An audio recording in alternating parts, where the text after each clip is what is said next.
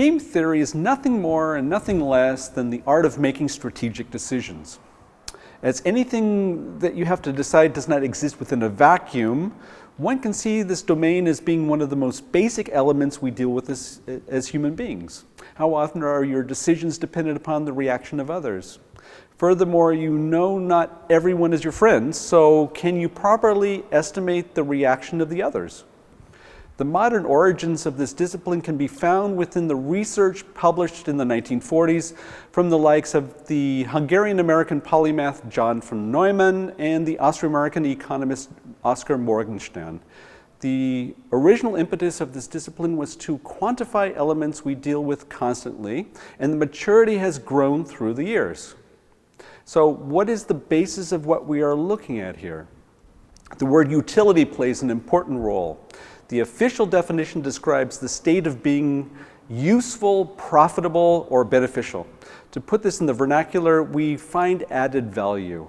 Utility is the motivator and is the basis of our decisions. Either we see the worth or we don't, but again, the intentions of the others involved play an extremely important role. So who are these others? Within the game theory parlance, we call them players.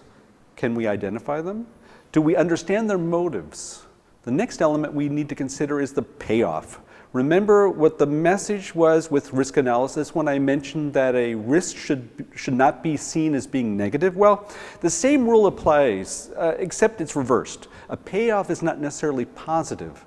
Not only is the payoff tied to the motivation of each player, the outcome is directly attributable to the mesh of everyone's interest and the corresponding decisions they make. All that I just mentioned directly affects that of what the payoff is really about, and that is outcome. I just mentioned the word risk, and there is a clear parallel tied to risk analysis and game theory. One is obvious. There's a certain risk tied to the decision a player makes. The other element is tied to the number of possible scenarios that could arise from the decision to be made. The number of players, the different options available, and the dependency between all of these variables. The diagram you have on your screen right now is a typical player matrix.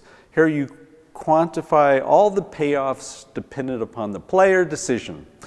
As a business analyst, we are, of course, interested in fostering games of cooperation. So what does this entail? Well, you remember the Vilfredo Pareto from our 7 basic quality tools from last week? Pareto came up with a theory that is essential for game theory, and it's called Pareto optimality.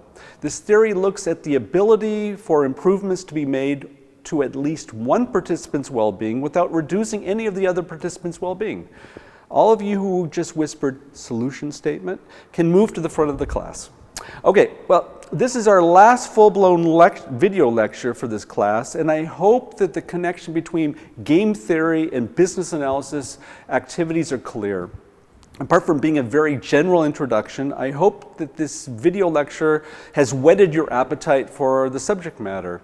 Like so many subjects covered in this course, one can take the subject of the video lecture and make a whole course out of it.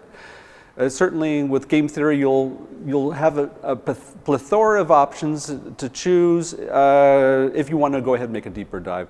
My goal was to build up that appetite, and here I hope that you let me know what degree I reached that objective. Thanks for watching.